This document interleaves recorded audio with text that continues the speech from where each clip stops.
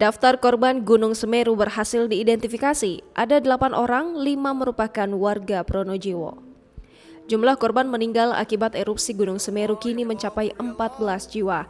Hal ini disampaikan PLT Kepala Pusdatikom BNPB Abdul Muhari dalam konferensi pers virtual pada Minggu 5 Desember 2021. Dari 14 korban meninggal, 8 diantaranya telah berhasil diidentifikasi. Sebanyak 35 orang mengalami luka berat dan 21 lainnya luka ringan.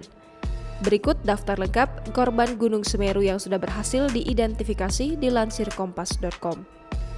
Kecamatan Pronojiwo, bernama Poniem, warga Curah Kobokan Desa Supiturang; Yatifa, warga Curah Kobokan Desa Supiturang; Luluk dan Edi, berasal dari desa yang sama.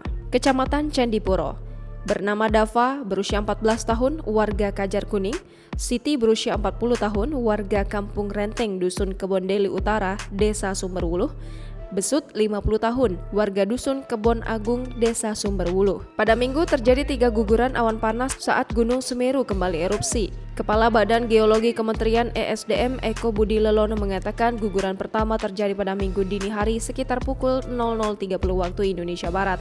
Kemudian yang kedua terjadi pada Minggu pukul 5.00 waktu Indonesia Barat.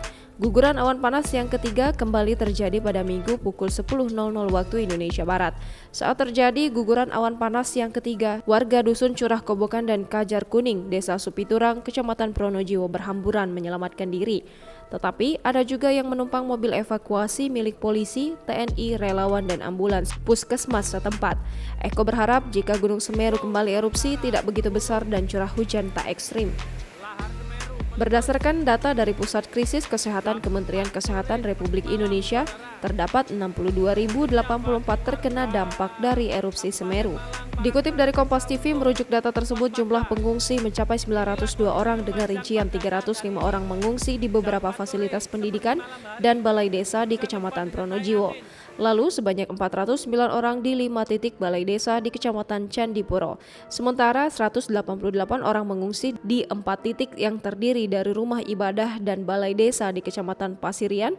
Berdasarkan foto yang diunggah akun Facebook SAR FKAM Search dan Rescue pada Minggu, kondisi Desa Sumberwuluh, Kecamatan Candipuro yang diterjang awan panas Gunung Semeru cukup memprihatinkan.